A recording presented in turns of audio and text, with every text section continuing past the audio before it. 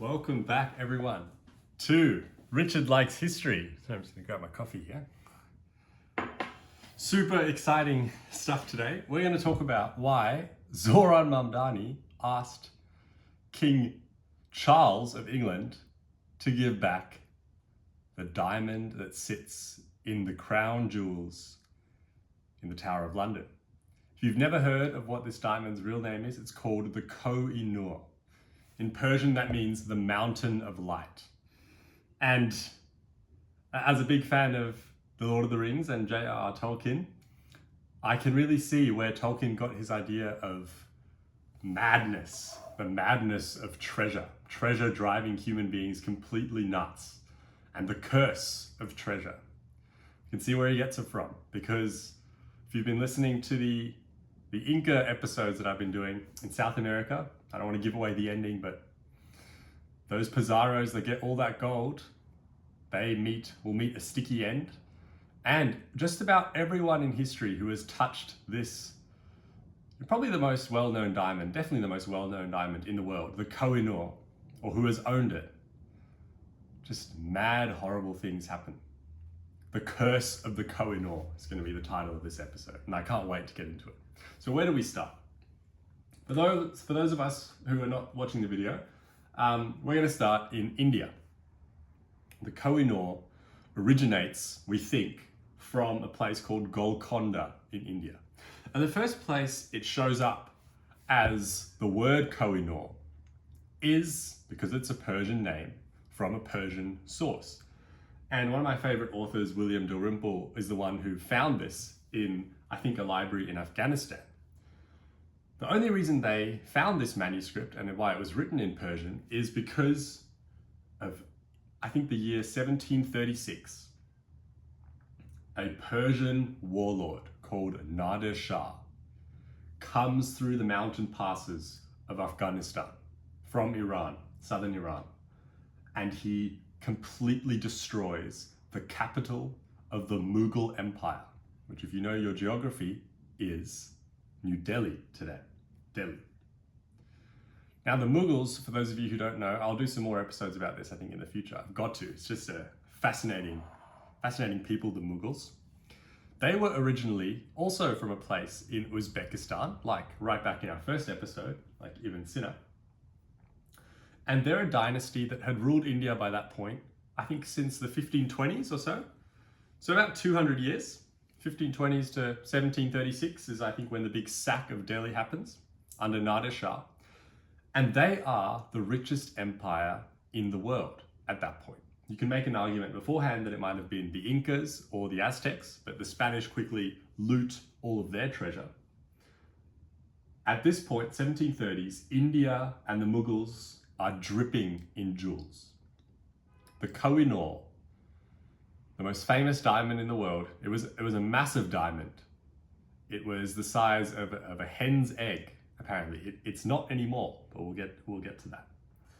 This diamond was sitting in the throne of the Mughal Emperor. And this is, forget sort of a Game of Thrones throne of twisted swords and stuff. Forget any sort of throne you've seen before, the Peacock Throne, as it was called. It was more like a palanquin, something that you get carried on. I don't think the Mughal Emperor was ever carried on this, because it would have just weighed way too much. Maybe they did. It was made of gold and every single jewel under the sun.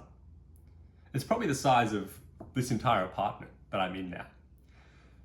And it had like a little roof. So imagine a bed, a bunch of sort of frames around it. Imagine like a really big ice cream stall is what I've heard that it described as, but covered in jewels. And it has a little ceiling to shade the emperor, assuming he's not outdoors when he's on this throne, but whatever. And on top of the roof of this throne are two peacocks, hence Peacock Throne. And the eye of one of the peacocks is this enormous egg-shaped diamond. Now Nader Shah comes down from Persia, from Iran, through Afghanistan, and with his big army, completely destroys the Mughal capital, which by this point had become, I guess, defenseless enough to get absolutely destroyed by these Iranian warlords. Nader Shah remember, the curse of the Koh-i-Noor is this episode. So the Mughals who have it in their throne, we don't really know where it is before. I wish we had the full history written down in the sources, but we don't. The Mughals get completely wrecked. Nader Shah now has it. And he knows this particular, he knows enough that he takes it out of the peacock's eye, and he knows that this is perhaps the most valuable gem in the world. It's literally like The Hobbit, right? It reminds me of the Arkenstone in The Hobbit and Smaug, the dragon's obsession with the treasure. Nader Shah goes back to Iran with the Koh-i-Noor. But what happens? The curse strikes again, and his own family hacks him to pieces. I don't know exactly why that happens, but he gets brutally murdered. And where does the Koh-i-Noor go next? It passes into the hands of one of his palace guards. One of his guards now has it. And this guy, who is called something Durrani, founds the modern state of Afghanistan. So Afghanistan is only around because the place where the Taliban now is only around because a bodyguard, essentially, of an Iranian Shah took, after the Shah's brutal execution, took the most valuable gem in the world and used that as collateral to found his own state. Now what happens to Durrani? The curse strikes again, and he is afflicted with a terrible facial cancer. It's described in horrific detail in the Afghan sources as sort of dripping with pus, and he tries to cover this mass on his face with a metal plate at one point, and there are maggots underneath. It's horrific. And he eventually dies of this horrific disease. The curse strikes again. Now, where is the Koh-i-Noor now? Well, who should seize it next but the leader of the Sikh empire called Ranjit Singh. Ranjit Singh is in the area of the modern Punjab. It's a Sikh, you know, like the religion with the turbans, who never cut their hair. The Sikhs have an empire at this point in northern India, northern what is today Pakistan, and Ranjit Singh, can't remember the exact story of how he gets the diamond, but he has it.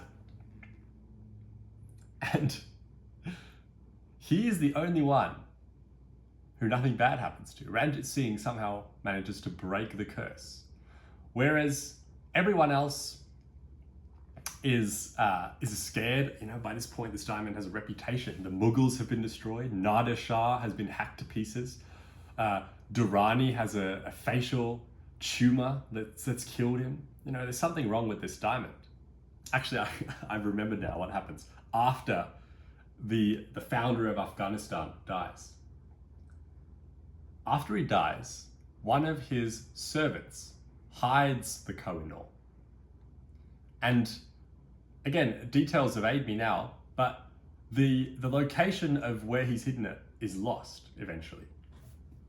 And at one point, there is, again, William Dalrymple found this in his research, there is a local mullah in this area here of North India, North Pakistan, Afghanistan type area, who uses the Koh-i-Noor, the most famous diamond in the world, as a paperweight on his desk because he doesn't know what it is. He just thinks it's a pretty stone, which is all it is essentially, except there's the whole mythology around it. Anyway, later it comes to Ranjit Singh.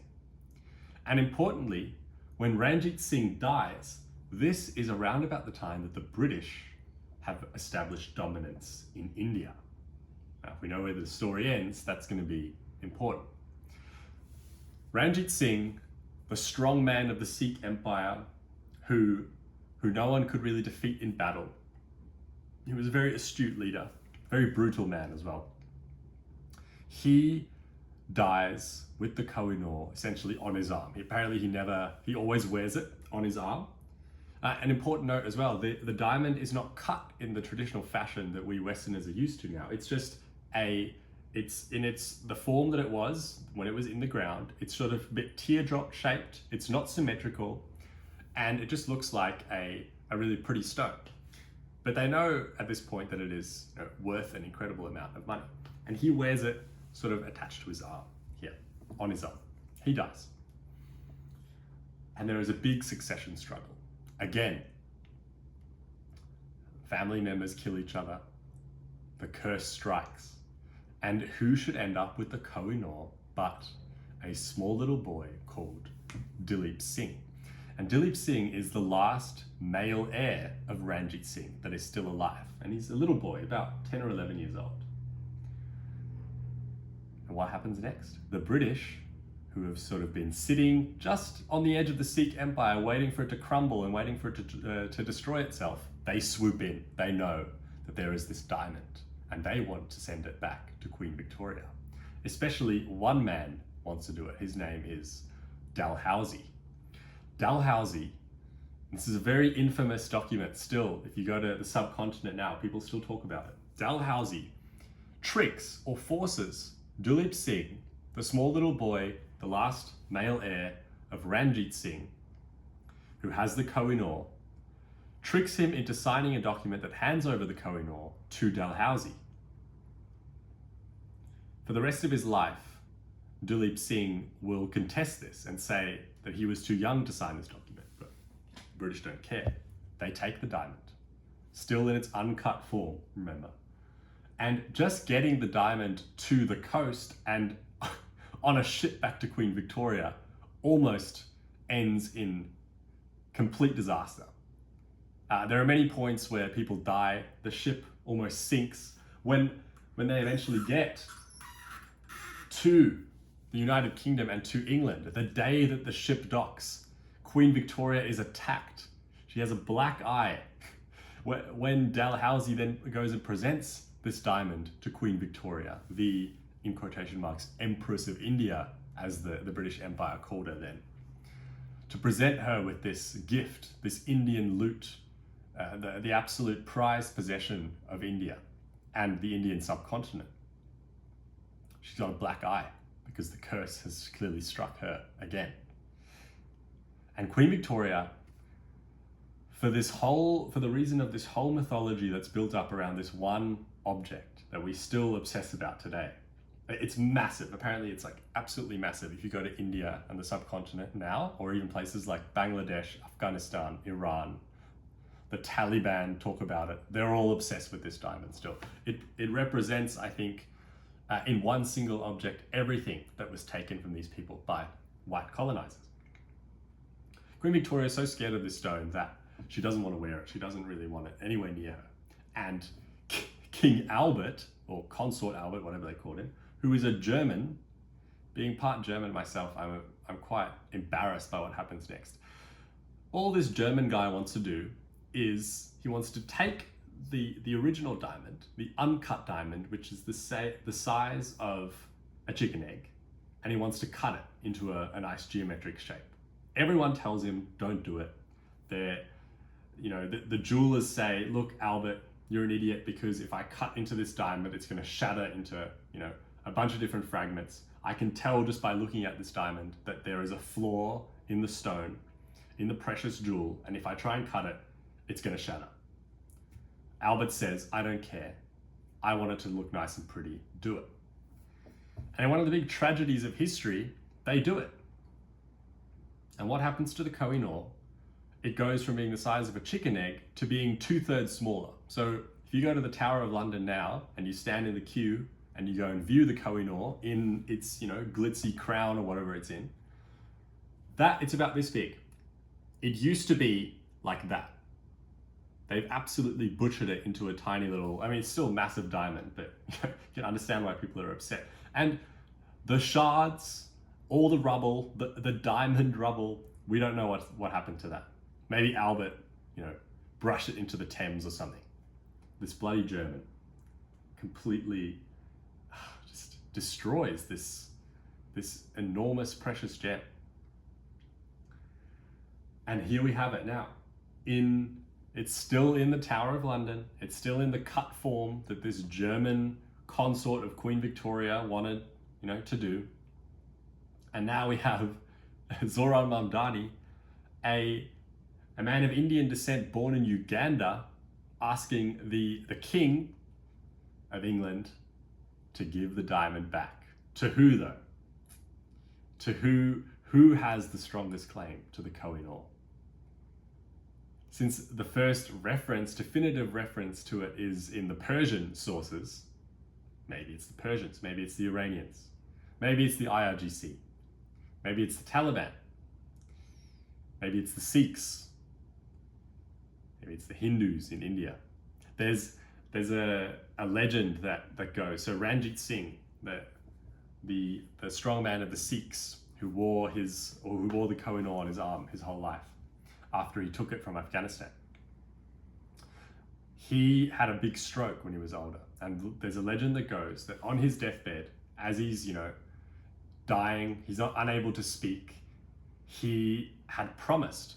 Some people say he somehow motioned, nodded yes to something, a question that was asked. Some say that it was in his will before he got the stroke. But anyway, the legend goes that he had promised the diamond to a place in India, a place called Orissa, which is today called Odisha. It's on the eastern coast of India. It's near modern day Kolkata. And people from this region still claim that they have the strongest claim to the Koh-i-Noor. It's a crazy piece of history that this one rock, this one diamond, this piece of carbon has caused so much mayhem. And it's still relevant today.